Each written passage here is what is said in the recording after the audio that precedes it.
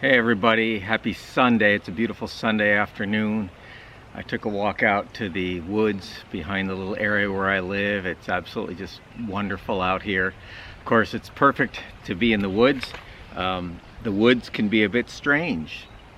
It takes a long time to feel you belong there, and then you never again really belong in town. And I think the epigraph, the brief quotation that Rick Bass starts this story with, is the key to the story. And just by the way, this is a story I've been teaching on and off for years, and it's never one that I've really thought, I have. Not that you ever have a story completely figured out. That would be like saying I had myself figured out. But some stories, my kinsman Major Molyneux, several stories we've done, I just feel like I got them pretty good, and it just evolves. This one is a little tricky, but I think I made a lot of progress thanks to your very wise questions and comments in the discussion board. But the Jim Harrison epigraph, the woods can be a bit strange. It takes a long time to feel you belong there, and then you never again really belong in town. And of course, our relationship with nature is essential to understand if you want to have any understanding of humanity in general. In 2020, we've become so distant from it. Electric lights, indoor plumbing, air conditioning in our cars, heat where you just push a button, transportation that's very fast and very easy. We've really cut ourselves off, in some ways conquered, I hate to say that, conquered nature. And then the further you go back in history, the less we had it conquered. I do think at this point we have conquered it, and that's very bad, and it's going to create a lot of problems, climate change, etc.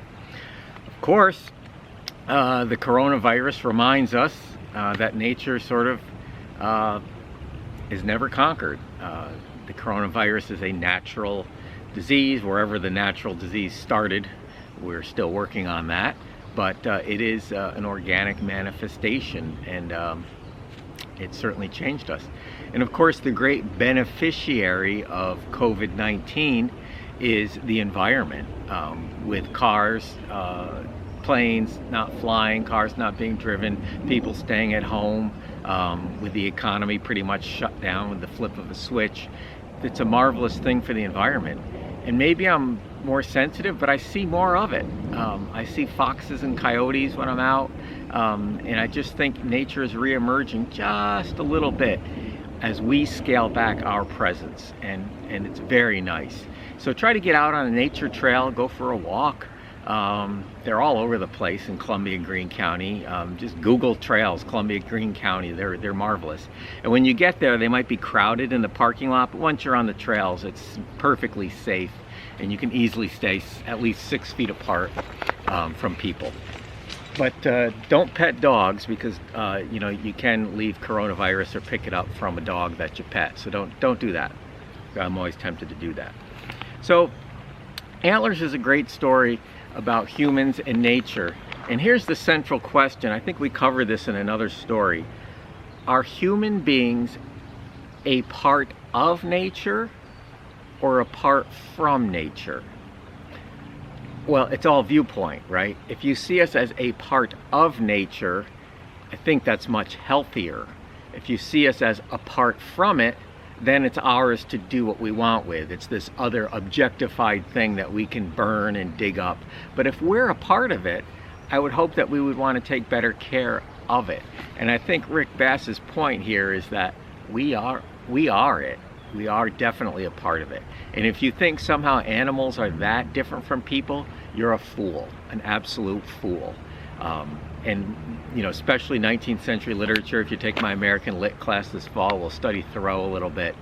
And he was really one of the first people to see humans separating from nature, and then also speak of the value of it. So let's just dig into your questions here, and then we'll wrap into the story. Allie, does Susie stay at the men's houses she dates? Does she have her own house? Why can't she just date one guy? Good questions. And we don't want to get too hung up on these relationships between these people as we think about human relationships, We need to see them as parts of nature, just as you need to see your relationships with people. And Allie, I think you probably know this better than anyone because you work with horses. And horses are nature, right? Horses, I believe, were discovered in nature and have been bred somewhat, but they're still essentially, in many ways, a wild animal, unlike a lot of dog breeds, which have been bred into these very odd creatures like pugs or something like that. But, you know, you can see the way the horses relate to each other in a little herd, just the same way people relate to each other in a little herd. There's usually a dominant one, there's usually a little troublemaker, a passive one who's distant. Same thing with people. As far as Susie sticking to one guy, well, guess what? Very few animals mate for life. Geese mate for life. I think there are some animals also, but for the most part, animals screw around, just like Susie does, and the guys.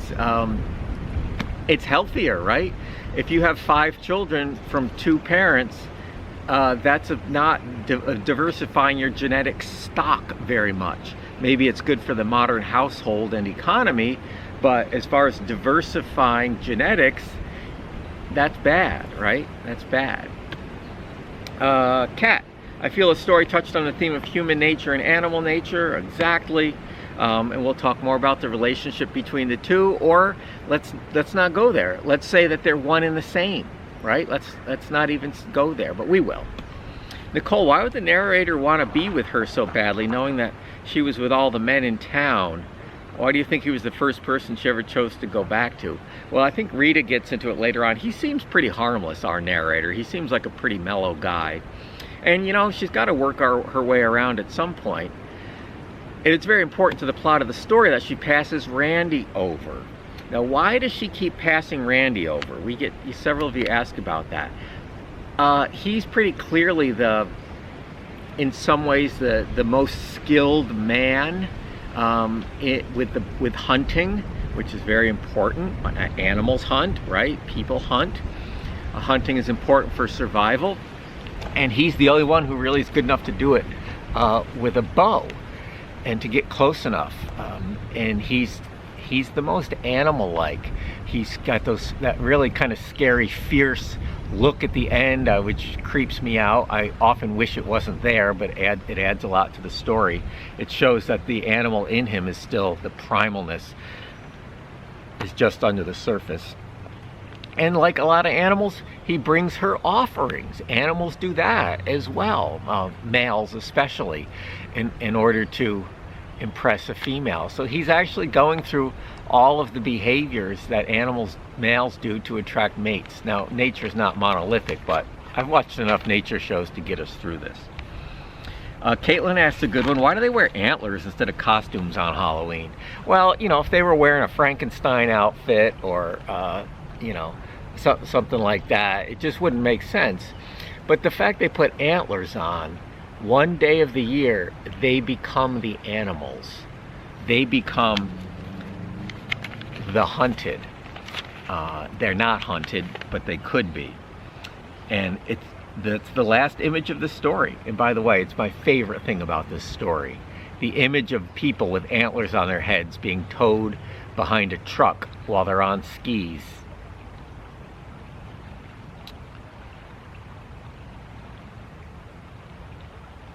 We continued down the road in silence, the antlers on our heads bobbing and weaving, a fine target for anyone who might not have understood we weren't wild animals. But they are animals. Maybe not wild, but animals. So, anyway, jumped way ahead there. So the antlers on their heads is just a perfect idea. I wish Rick Bass, the feeling he must have had when he came up with that must have just been so great, because it's perfect. The people are playing animals here. And of course, this ties back to the first story we did this semester, Watch the Animals, where we talked about people and their relationship with animals. That was more domestic animals, and these are wild animals. William, why does Randy look at the narrator with fury, terrible fury at the end? I think we're seeing his primal side. We're seeing, imagine 2 elk or 2 rams butting heads, one animal really dominating the other. And that thin veneer that we have on our faces as we go through our social world, we get a glimpse behind it here, and it's vicious, and it's vicious. Summer, what's up with the last two paragraphs? Why doesn't Randy answer her questions about bow hunting? Yeah, that's a good one, because the bow hunting thing is interesting to me. I don't hunt.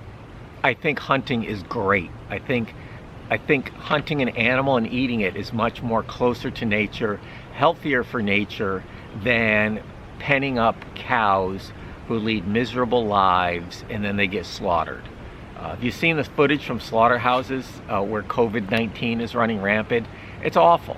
But a hunter in the woods carefully killing an animal and then respectfully dressing the animal, gutting it right there, cutting it, thanking nature for it, that's life, right? That's life. I'm also I eat a little meat, but I'm a great advocate of vegetarianism. That would save the planet, frankly. If we stopped all animal agriculture, which would be very hard on people, the less animals you eat, the better for the planet, But, you know, last night I had a nice T-bone steak that I bought from a local farm, and man, was it good. Chris, why does Randy want to be with Susie? Is it because she has been with all the men in the valley that he thinks she might be easy to get with, or is he just desperate? What's the lesson? I don't think there are many women up here, first of all. She's, I think, the only one mentioned. And, you know, it's instinct. We're talking about instinct here. And it is an instinct for the man to want the woman, especially the woman that everybody else has already had. He's got to dominate. He's got to get his place in the pecking order at the top. He is at the top. All the guys would put him at the top, but she resists it. It really gives her power. I mean, who's the most powerful person in this story? I think it's Susie. She's the one who gets to pick who to be with. It's her choice here. Not, you know, Randy wants her, they all want her. She chooses, right? She chooses. She uses the power of her low supply and their high demand. Emma, when it comes to Randy hunting with the bow, why does he say he has to do it? Does the narrator settle for Susie? Yeah, he has to. There are certain things we have to do. I mean, we still have these instincts in us and we have to understand them. And if we think we don't, we're headed for trouble. But he has to.